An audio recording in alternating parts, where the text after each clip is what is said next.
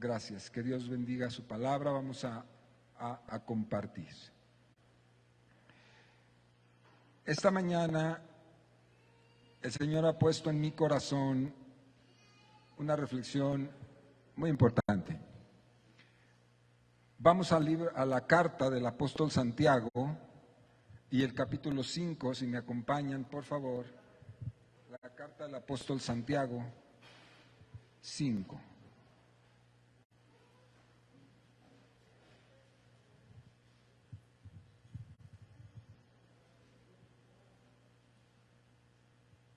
Quiero que leamos, por favor, leamos a partir del versículo 13, versículo 13, y hasta el versículo 16. Vamos a leer. Sígame, por favor, con la mirada, yo haré lectura. Dice, preguntando Santiago, ¿está alguno entre vosotros afligido? Haga oración. ¿Está alguno alegre? Cante alabanzas.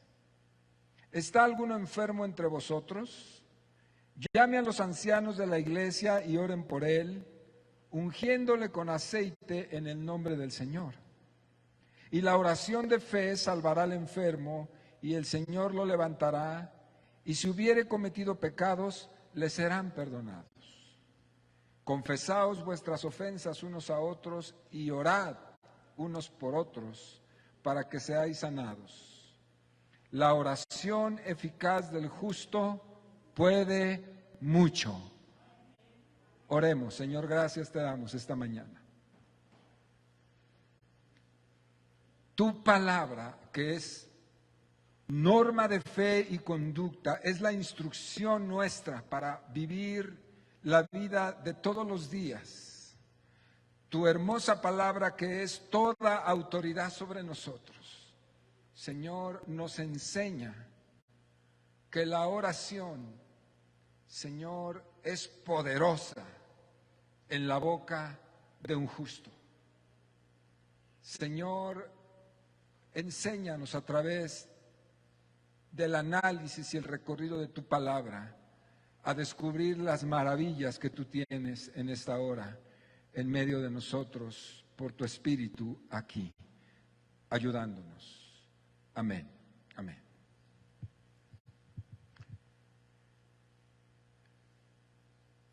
El apóstol Santiago, inspirado por el Espíritu Santo, el escritor, ¿verdad?, nos plasmó aquí en una carta, plasmó en una carta, en las últimas palabras de la carta, una verdad que yo quiero destacar y descubrir y exponer en esta mañana para ustedes, porque se hace imperativo en este tiempo, necesario, absolutamente necesario, que cada uno de nosotros asumamos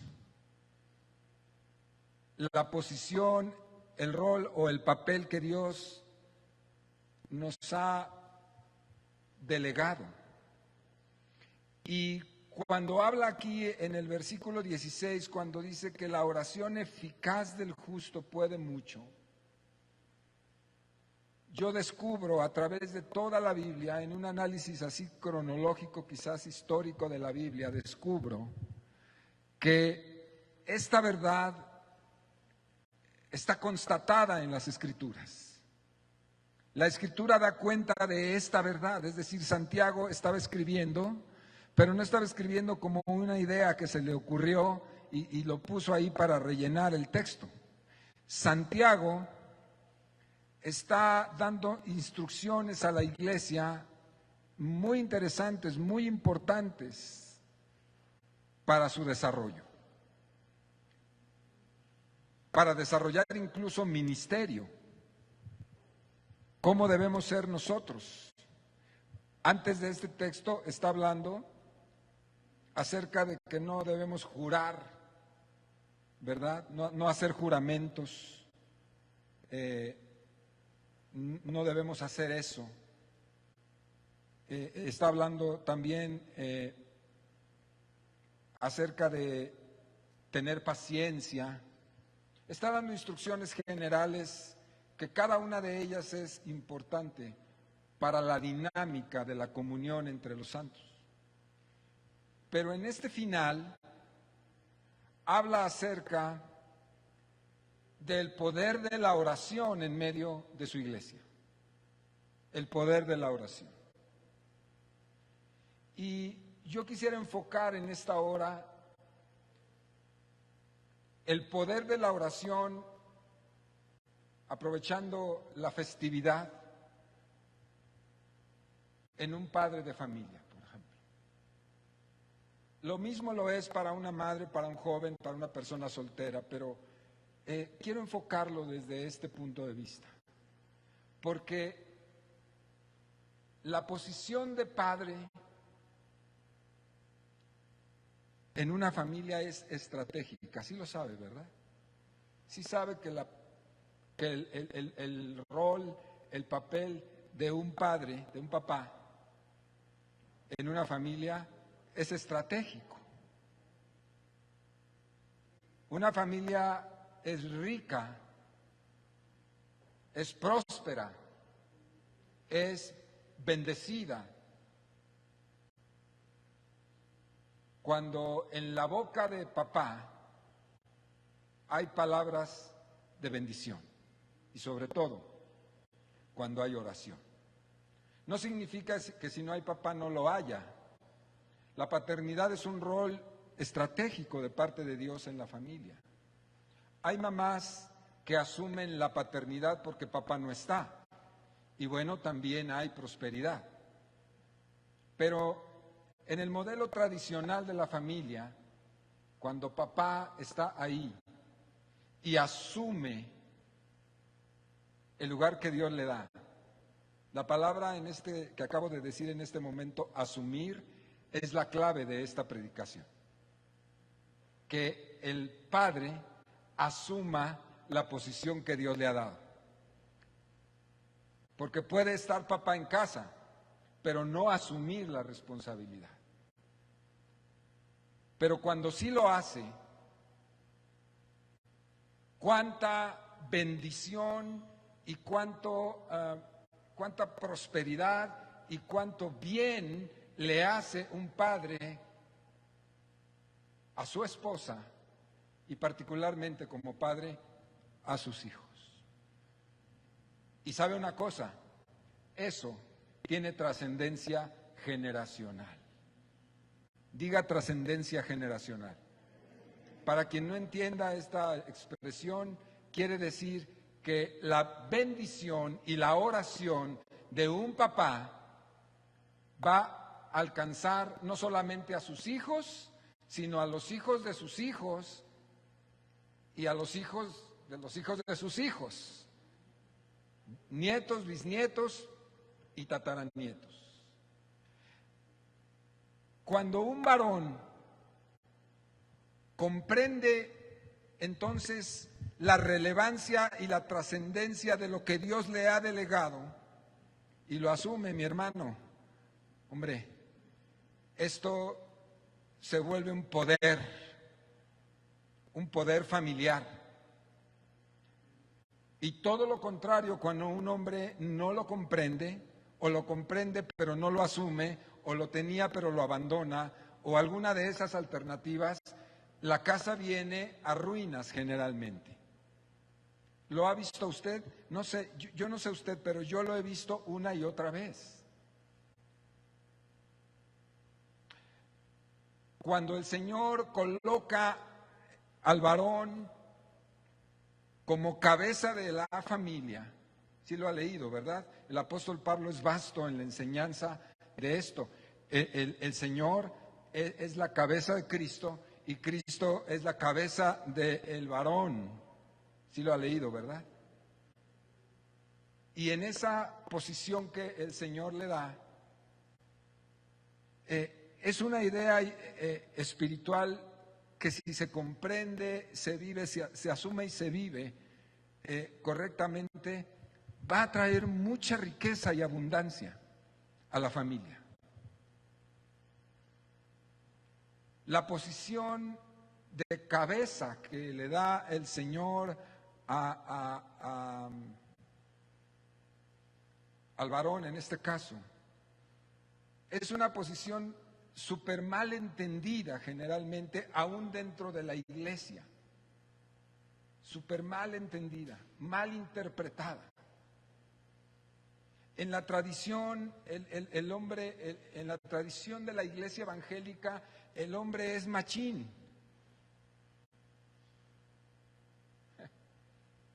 Macho. Aún estoy hablando de la iglesia, de allá afuera, pues ¿para qué hablo, no? De allá afuera ni cabezas hay. La cultura está decapitada, somos una cultura de mamás, ¿verdad? Pero no hay cabeza. ¿Por qué? Pues porque tuvieron que asumir el rol de las cabezas que no existen, o sea, son a veces de ornamento, de adorno, ¿verdad? Pero no hay ninguna autoridad, ningún entendimiento ni poder. ¿Para qué hablo de allá? Aquí dentro de nuestra iglesia a veces se entiende súper mal el rol que el hombre ha de jugar como cabeza. Decía yo que leemos la Escritura y entendemos que el hombre es el que manda, el que grita, el que asume, el que golpea, el que se emborracha y aunque llegue borracho llega a su casa y todos le tienen que dar honor, o sea, cosas así, eso y otras situaciones. No voy a hablar de eso ya lo sabe bien usted. Voy a hablar más bien de aquel varón que Dios le muestra lo que es él o lo que debe ser o la posición que Dios le ha otorgado, que déjeme decirle que esa posición, en lugar de ser una carga como se nos hace a veces, ay, tengo que mantener, ay, tengo que estar ahí al frente, ay, tengo que asumir responsabilidades. Cuando el Señor te muestra, prende un fuego en tu vida y en tu corazón. Prende el corazón y te ilumina la mirada como varón. Y dices, qué honor el hecho de que Dios me haya colocado ahí como cabeza. Y para entenderlo bien, cabeza, que viene de la palabra kefaleo, de la expresión griega kefaleo, significa manantial de vida, fuente de vida. Quiere decir que si yo estoy puesto por cabeza, tengo que ser una fuente brotante, continua y constante, se oyó como verso, ¿no? De vida, escuche, de vida, para traer vida a los que están conmigo. ¡Wow! Fuente de vida. Y cuando yo asumo ese lugar de manantial de vida para los míos, pues se entiende claramente que de mi persona no va a salir vida. Yo estoy más muerto y más frito que, ¿verdad? Que nada. No viene de mí.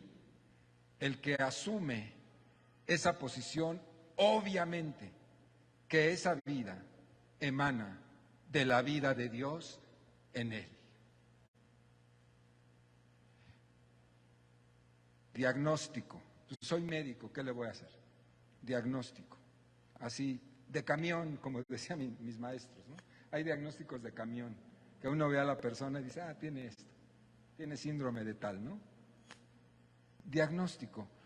Usted mire una familia, espero no la suya, pero mire a cualquier familia, y si usted la ve triste, reseca, desgastada, peleando, violentando, con disensiones, con divisiones, con todo eso, pues el diagnóstico es de camión, es bien fácil. No hay vida de Dios en ellos. ¿Me estoy explicando? No hay vida de Dios. Usted ve a las personas maldecirse unos a otros, Dios está ausente de ese hogar, aunque sean creyentes, no importa. Lo voy a decir a la manera popular. Se ve, se siente. Dios está ausente. de esas familias. ¿Conoce familias así? Por desgracia, yo sí conozco familias así. ¿Qué ha pasado ahí? No hay vida. La cabeza de esa familia, que suele ser un hombre generalmente, o si no hay un hombre, bueno, tendrá que asumirlo una mujer, no está recibiendo la vida de Dios como debe ser. No está fluyendo en su vida la vida de Dios. Y por lo tanto, los que están abajo y esperan vida de esa cabeza están más secos que el desierto. Y por ende, su vida está, pues, ya entiende usted cuál es su situación.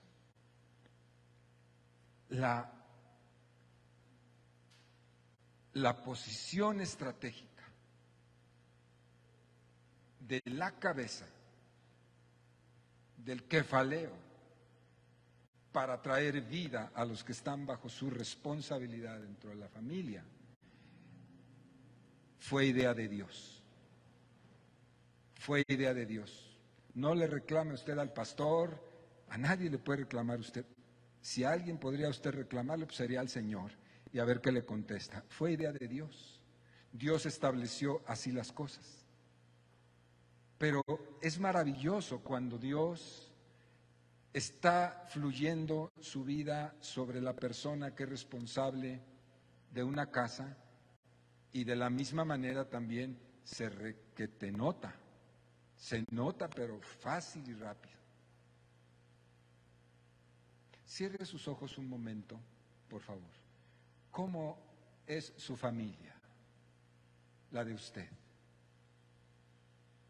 Haga su diagnóstico. Es rápido, no necesita mucho. ¿Cómo está? ¿Cómo está su propia familia? ¿Ok? Si usted, al cerrar los ojos y rápido hace un diagnóstico y las cosas están bien, le felicito, gloria a Dios. Si las cosas no están bien, para usted es este mensaje, para usted. Dice aquí, la oración eficaz del justo puede mucho. Puede ser que tengamos pasados quebrantados, venimos de una cultura matriarcal, manipuladora, y luego nos acercamos a la iglesia y en la iglesia aprendimos otras cosas, pero como que por alguna razón no logramos llegar a la plenitud de la vida en Dios, por lo que sea. Cuando en una iglesia las familias están secas,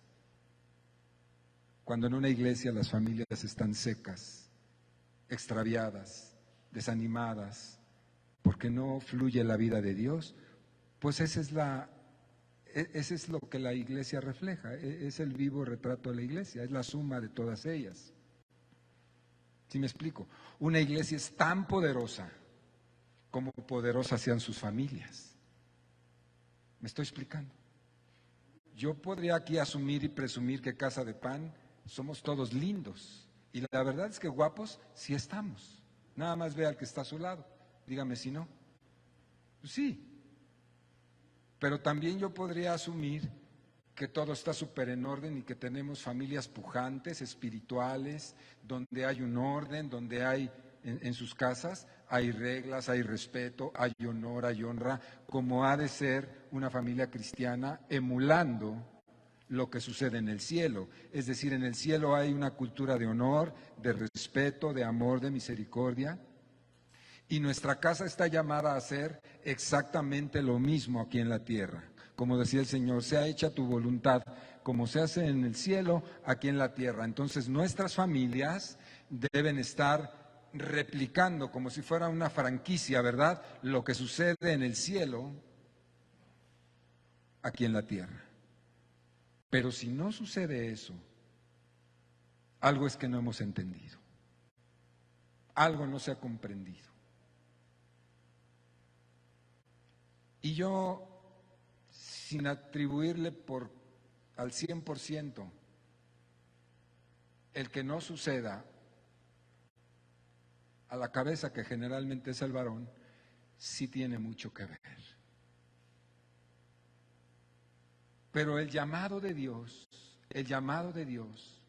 es a que cada varón, no importa su pasado, ni siquiera su presente en este momento.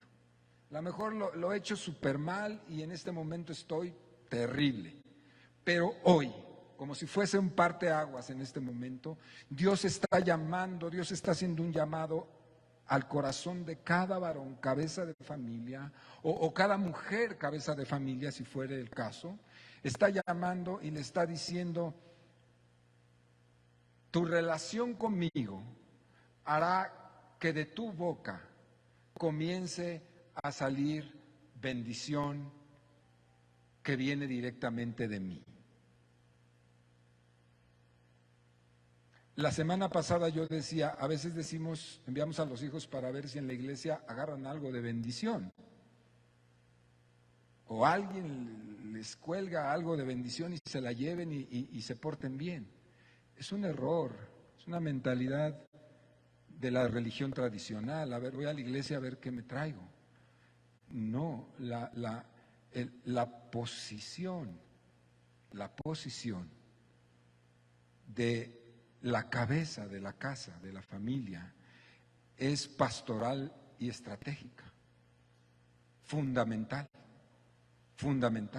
No puedo tener yo buenos miembros de Casa de Pan en lo individual si en su casa hay quebrantamiento. Es muy difícil.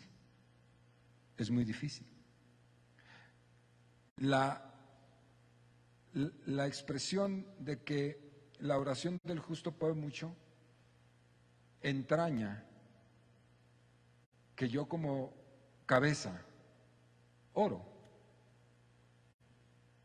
a Dios, platico con Dios y también supone que yo tengo una comunión con Dios. Esa sola expresión involucra ese hecho de que, pues primero tengo una relación con Dios, lo voy a decir al revés, y la segunda es que yo me comunico con Él cotidianamente. Cuando vienen los sinsabores de la vida, vienen las tormentas de la vida, vienen los huracanes de la vida, cuando vienen las refriegas, el viento, el río impetuoso, y cuando pega con la casa, ¿verdad? Es cuando el cabeza de la familia sale, se posiciona, pone a todos sus pollitos detrás de él, ¿verdad? Y dice, lo enfrento yo, lo asumo yo. Yo soy el responsable. Dios y yo somos mayoría contra las adversidades de la vida. Es decir, toma el lugar, asume el lugar de autoridad que Dios le ha conferido y créame, va a ganar porque Dios está con usted. En este difícil rol, usted no está solo. Dios está con usted. Dios está conmigo. No es fácil ser cabeza, no es fácil asumir toda la responsabilidad, no es fácil sostener económicamente, no es fácil tener solvencia emocional, no es fácil, nadie lo dijo. Pero con la ayuda de Dios nos posicionamos, lo creemos, lo sabemos, lo creemos, nos posicionamos, lo asumimos y lo ejecutamos y salimos adelante con la ayuda de Dios y bendecimos a los nuestros. Hay un gran poder en nuestra oración. Hay un librito por ahí que se llama El poder de las mujeres que oran, ¿lo ha leído? Pero también hay uno que dice El poder del varón que ora. Habla este tema. Habla acerca de lo estratégico que es que un varón ore para romper las estructuras y las fortalezas que el enemigo levanta enfrente de nosotros. Que hable con Dios todo el tiempo, que tenga comunión con Él, que le medite, que lea su palabra. Hay un gran poder en eso. Ese es el llamado de Dios a cada uno de nosotros y es de veras que lo es un gran privilegio. Es un gran privilegio. Es un honor que Dios nos haya puesto en esta posición. Cuando un hombre asume lo que Dios le dice que es, cosas maravillosas sucedan. En el versículo 17 de lo que estamos leyendo, mire lo que dice, versículo 17, ahí enseguidita dice: Elías era hombre sujeto a pasiones semejantes a las nuestras, y oró fervientemente para que no lloviese, y no llovió sobre la tierra por 3 años y 6 meses. Nada más para que calcule, cuando un hombre con debilidades como las nuestras, o las nuestras como las de Elías, me gusta ese versículo porque nos hace ver y entender, varones, hermanos, cabezas de familia, nos hace entender que Dios no pide perfección en nosotros para poder orar con poder y eficazmente. No dice: si tú eres perfecto, yo te voy a oír. No está diciendo eso. Aquí lo aclara Santiago de una manera maravillosa. Dice: Elías sujeto a pasiones semejantes a las nuestras. Está diciendo Elías, el gran profeta, siendo un hombre con debilidades, con defectos, como yo, como tú, oró y detuvo la lluvia por 3 años y meses. ¿Por qué? Porque lo entendió, porque lo creyó, porque lo asumió y lo ejecutó. A mí me puso el Señor al frente de mi casa. Lo asumo, lo entiendo, lo creo, lo ejecuto. Si no soy yo, no puede ser nadie más, créalo. Ahí sacarán el barco si se está hundiendo, si no estoy yo, pero no será lo mismo. Y créame, no será la misma bendición, ni la misma fructificación si yo no estoy. No será. A quienes les ha tocado jugar el rol de cabeza, que no son varones, pero que son de cabeza, si tú no estás, ¿quién saca el barco? Pues nadie. Ahí se la llevarán, comerán y crecerán. Pero si no estás tú, ¿quién lo sacará? Dios ha puesto una tremenda autoridad sobre cada cabeza de familia. El asunto es que lo crea, el asunto es que la tome y el asunto es que la ejecute. El diagnóstico es que si no la toma, si no la cree, no la ejecuta, habrá ruina familiar en el hogar. Ese es el asunto. Pero si la toma, si toma su lugar, si se para donde debe estar, habrá gozo, alegría, abundancia y prosperidad. Así de sencillo, así de elemental es este principio. Y cuando se refiere a Elías, hombre de solvencia espiritual, podemos referir una gran cantidad de hombres dentro de la iglesia que hicieron cosas extraordinarias. Yo me puse a revisar a los líderes, haciendo esta predicación, me puse a revisar en la cronología bíblica algunos de los líderes que tuvieron tanto aplomo porque sabían, creían y asumían lo que Dios les decía que era. Por ejemplo, Abraham, que tiene toda una historia que no voy a narrar, pero fíjese, Abraham, usted sabe que Abraham 2 veces presentó a su esposa como su hermana, ¿se acuerda? Y la verdad es que no estaba mintiendo porque era su hermana. Sí sabe que Sara era hermana de Abraham, era media hermana, de diferentes mamás. En ese tiempo así se acostumbraba. Y en una de estas,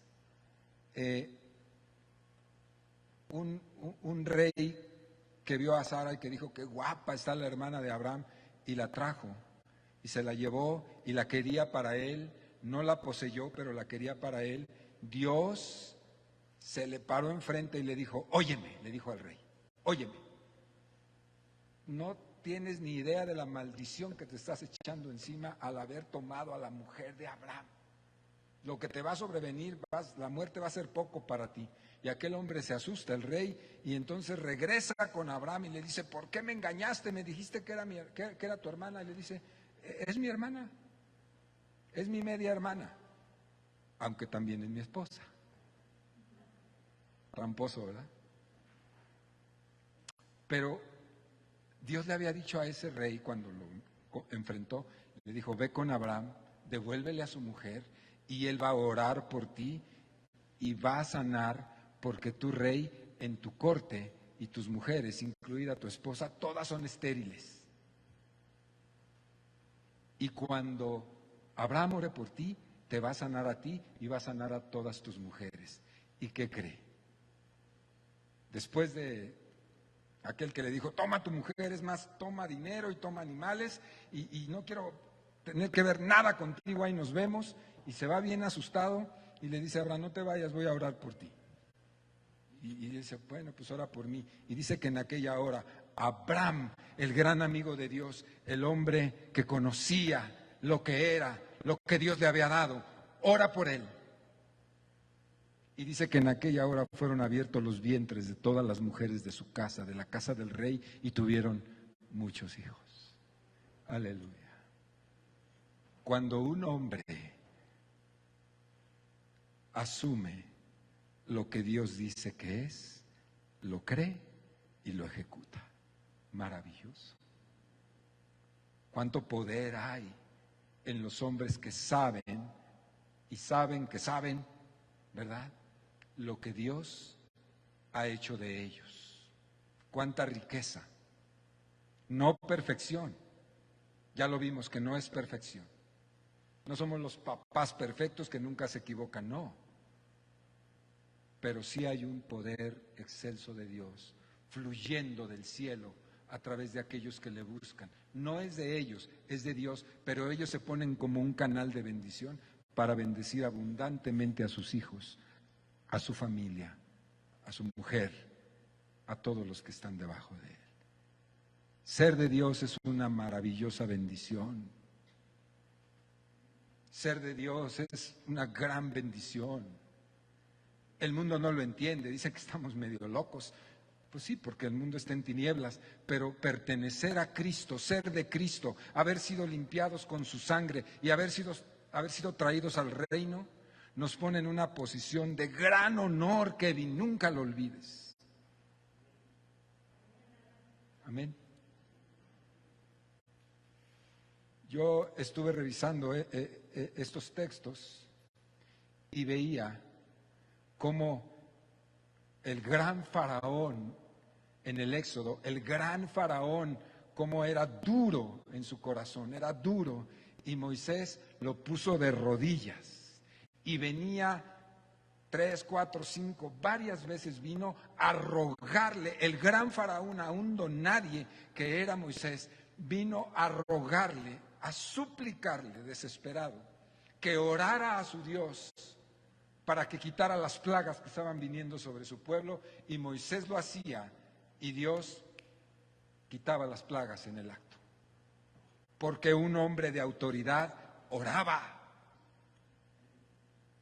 ¿Se da cuenta el bien que usted le puede hacer a su familia cuando asume usted el lugar que Dios le ha dado? Le puede hacer muchísimo bien, la puede enriquecer, la puede sanar, porque Dios está con usted. El poder de la oración del justo es grandioso, según la Escritura, como dice Santiago.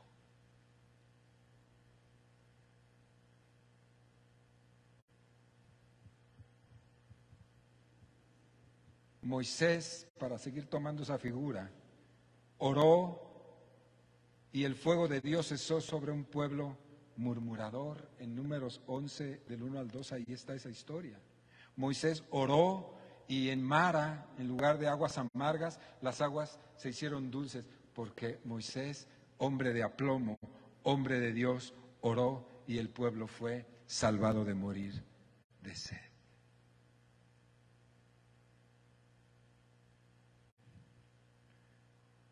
Moisés oró por el pueblo murmurador que moría por las serpientes en el desierto. ¿Se acuerda de la historia de la serpiente de bronce? ¿Sí se acuerda de eso? Moisés oró y Dios proveyó justamente el medio para que dejaran de morir por causa de su murmuración. ¿Se acuerda usted de Manoa? ¿Quién sabe quién es Manoa? Ay, Dios. Levante la mano aunque no sepa, no sea mala gente. No. El padre de Sansón. Manoa, su mujer vino y le dijo, me habló un ángel, me dijo que voy a tener un hijo y yo he sido estéril toda la vida. Y le dijo, ¿cómo crees que...? Sí, le dice, me habló un ángel. Y no fue incrédulo. Él dijo, Señor, te ruego que me envíes al ángel para que yo pueda hablar con él. Y por segunda vez viene el ángel y habla con la mujer de Manoa. Y luego la mujer viene, llama a Manoa y él puede encontrarse con el ángel, habla con él. Y Dios le dice, le notifica que va a tener un hombre muy especial, que fue uno de los grandes jueces, que murió de una manera trágica, usted sabe la historia, pero la oración de Manoa fue ver a un ángel y lo vio. Yo por muchos años, ya ahora ya no, pero por muchos años estuve orando ver un ángel. Hace años. Después dejé de hacerlo. Y después le platico a usted lo que yo vi. Porque Dios me concedió algo muy hermoso.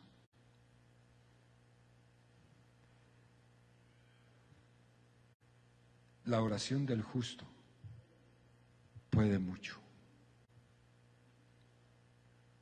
Y podría yo leerle toda la lista larga que traigo aquí de hombres y mujeres que a través de una oración han transformado su entorno, han bendecido, han conquistado, han logrado, han visto la gloria de Dios. Toda la Biblia está llena de historias donde hombres y mujeres que lo único que hicieron, y esta es la terapéutica, hicimos un diagnóstico, pero esta es la terapéutica, lo único que hicieron es escucharlo o leerlo, creerlo, asumirlo y ejecutarlo. Esa es la ruta crítica. Esa es la ruta crítica. Yo quiero terminar esta reflexión preguntando a cada uno de los que son cabeza de casa, cabeza de familia. Puede ser una mujer, porque está en la posición de fuente de vida, ¿verdad? Yo quiero terminar preguntando, ¿cómo van las cosas allá en casa? ¿Cómo van? Y si en ese abrir y cerrar de ojos que usted hizo hace un momento, usted se dio cuenta de que realmente las cosas no van bien, yo quiero pedirle que oremos juntos. Oremos juntos. Y que si usted hoy está oyendo, como Jesús decía que debemos oír. ¿Se acuerda que Jesús dijo, el que tiene oídos para oír, oiga? Lo interesante es que quizás usted escucha, pero no oye. Oyó. Todos. Puede ser que escuchamos, pero no oímos en el sentido que Jesús lo dijo. ¿Sí? El mensaje viene y se queda aquí, pum, en la mente. Puede ser bueno, puede ser malo, pero no pasa al espíritu. Y hoy hablo a su espíritu. A usted que tiene la responsabilidad de un hogar, de unos hijos, de una esposa, o que usted es una mujer y que tiene la responsabilidad de la economía de los hijos, de todo, yo hablo a usted. Y le pregunto, ¿necesita ayuda en su paternidad para que no sea fallida? Hace 3 domingos hablamos de la paternidad fallida, que que es algo muy difícil. Necesita ayuda para que su paternidad se levante, prospere, enriquezca, sane, restaure. El único que puede ayudarlo para que usted pueda ser la persona que describe aquí el apóstol Santiago, que dice: la oración eficaz del justo puede mucho, es sencillamente pedirlo a Dios y caminar sobre esa petición. Pónganse de pie, por favor. Pónganse de pie.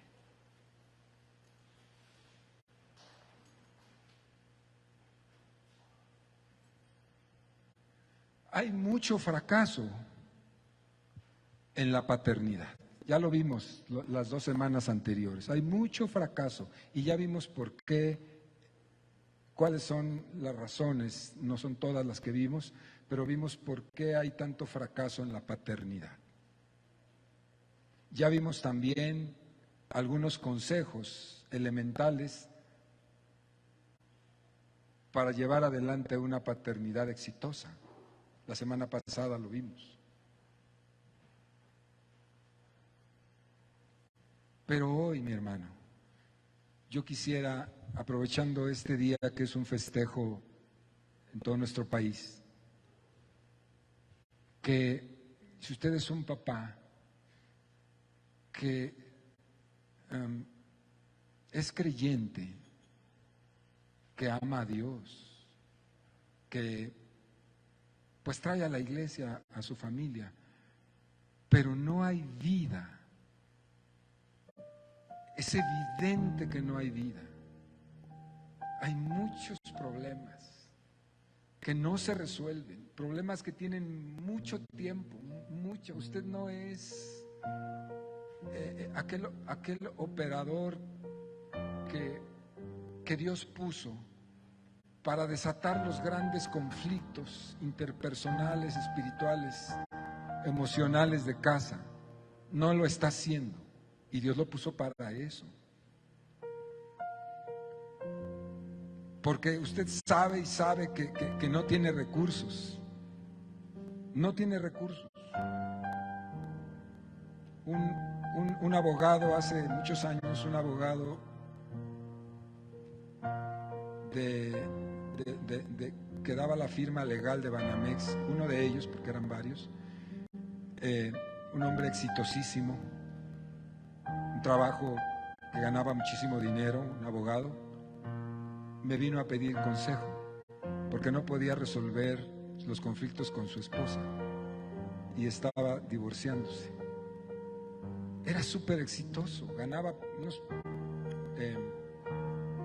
pleitos legales impresionantemente a empresarios, o sea, una cosa que él me platicaba, pero no podía resolver lo más elemental e importante de su vida. Y terminó divorciándose. A pesar de los consejos, a pesar de lo que yo hablé con él, pues no me escuchó.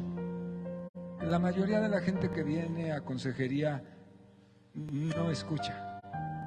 ¿Sí se han dado cuenta? Vienen a oír lo que ellos quieren, pero no escuchan la voz de Dios, porque no coincide con lo que desean, la mayoría de las veces. ¿De qué nos sirve ser exitosos profesionalmente, empresarialmente, si somos empresarios? ¿De qué nos sirve si no sabemos resolver la vida? Porque no tenemos los recursos de Dios. ¿Cuál es la razón? No tenemos los recursos de Dios. ¿Cuáles son los recursos de Dios? Su presencia en nuestra vida. Punto. Una relación personal con Dios. Y de la relación personal con Dios se derivan dones, se deriva consejo, se deriva sabiduría, se deriva visión, se derivan muchas cosas. Si usted tiene a Dios en su vida, va a tener sabiduría. Si usted tiene a Dios en su vida, va a tener palabra de buen consejo. Si usted tiene a Dios en su vida, usted tendrá amor para amar a su esposa, a sus hijos y a sus nietos. Es la presencia de Dios, de Jesucristo. Jesucristo en usted, la que hace la diferencia. Y yo quiero traerlo a una oración esta mañana. juntarme con usted porque todos tenemos debilidades, empezando por mí, y decirle, únase conmigo. Necesitamos a Dios, necesitamos a Jesús, necesitamos su Espíritu Santo obrar en medio de nosotros. Necesitamos urgentemente su consejo, oír su voz, para entonces comenzar a nosotros proponer soluciones prácticas y eficaces a nuestra vida y convertirnos en hombres de oración. Qué maravilloso y poderoso será cuando yo me convierta en un hombre de oración que pide por su familia, que pide por su iglesia, que pide por su ciudad, que pide por su país. ¿Se imagina usted si cada varón fuera de esa calidad? ¿Se imagina usted el país que tendríamos? Yo quiero pedir a los varones que pasen aquí, les den un poco de permiso ahí haciendo estas sillas para atrás, así un poquito separados a los papás. Y si usted es una mamá que tiene el rol de fuente de vida, si usted es una mamá, usted puede pasar si lo desea también. La bendición que viene de Dios es la bendición destinada para sus hijos.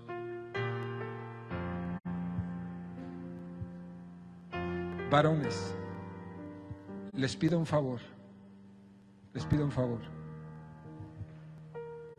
No estorben la bendición de Dios para sus hijos e hijas. Por favor. Esperamos un momento que se terminen de acomodar, un poquito separaditos ahí lo más que puedan, uno de otro, ¿sí? Les repito, varones, no estorbemos la bendición que Dios tiene para nosotros, para nuestros hijos. Si usted tiene un tinaco de agua allá en la azotea de su casa y el tubo principal del tinaco se taponea, va a dejar seca la casa. ¿Me estoy explicando? Nosotros solamente somos el ducto, somos por donde ha de pasar la bendición de Dios. Pero si la taponeamos, se seca la casa. Por más lana que tengamos, por más dinero que haya, no estamos hablando de eso.